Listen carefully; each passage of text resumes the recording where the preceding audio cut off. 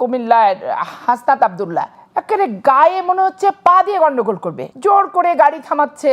ওই ভদ্রলোকের বিএনপির যিনি নমিনেশন পান, বারবার এমপি হন, জোর করে গাড়ি থামাচ্ছে কাকা কাকা করে, মানে তাকে চিনতে হবে এরকম একটা ব্যাপার।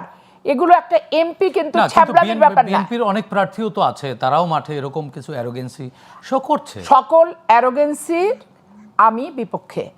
ভোট দেওয়ার মালিক হচ্ছে জনগণ, ভাগ্যে লেখার দায়িত্ব হচ্ছে আল্লাহর। এখানে আমার অ্যারোগেন্সির উপর তো নেগেটিভ হবে, পজিটিভ কিছু আসে না। আসে কি?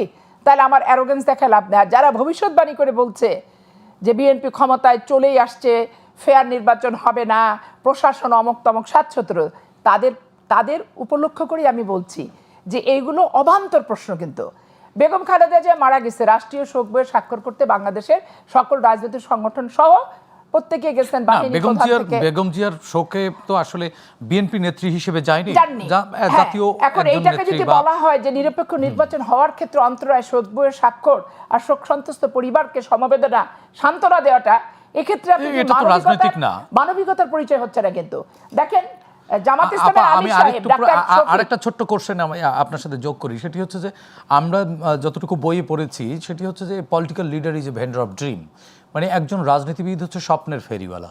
এখন কে কতটা অ্যারোগেন্সি শো করবে, কে কতটা প্রতাপশালী, এগুলো শো করা হচ্ছে তো স্বপ্ন, মানুষকে কত বেশি স্বপ্ন দিতে পারে, সম্ভাবনা দেখাতে পারে, সেগুলোই তো আসা উচিত, তাই না? সেগুলো আসা উচিত। তারপর এমন কোনো স্বপ্ন দেখানো উচিত না যেটা আদতে বাস্তব না।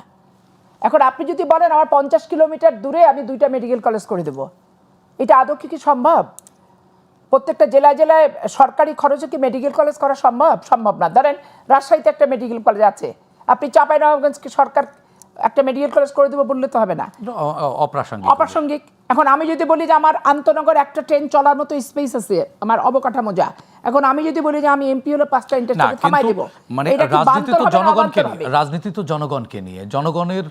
জনগণকে নিয়ে, কিন্তু এমন করে প্রতিশ্রুতি দিব না যে প্রতিশ্রুতির অন্তরালে ধোঁকা শব্দটা উকি মারে।